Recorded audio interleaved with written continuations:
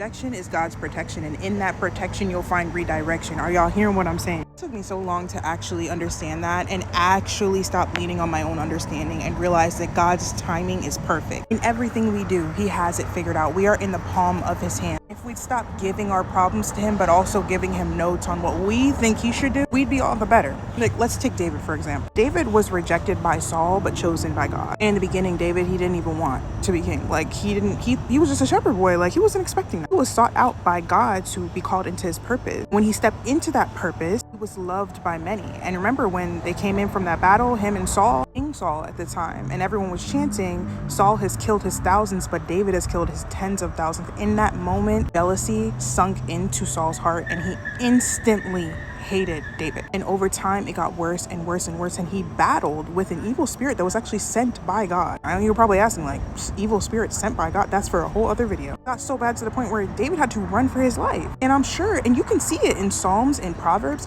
David is like, why? Why am I going through this? Why is this my life when I never asked for this? And sometimes things can be going wrong after you've made a leap into what God has called you to do. Just understand you're going through spiritual warfare, and the devil is going to try his hardest to fling you off of God's path through trials and tribulations. And David, he went through a wilderness season where things were horrible for him. This man was living off the land as a man that was anointed by God to be king. But in this wilderness season, David was shaped into a person that truly depended on God. You can see his growth when him and his men found Saul sleeping in that cave, and he could have killed Saul. He didn't, though. He only cut the piece of his cloak to let Saul know that he spared him. Even when his men were like, bro, why would you not kill him? We could be done with all of this. David finally learned to trust that God is in control. He can't take things into his own hand. And later on, God restored David to his rightful place, and that was on the throne. A lot of times in life, we have a certain way that we feel like everything should be going. And when it doesn't, we feel like we're being punished by God. Like we've done something to offend Him. We have some sin that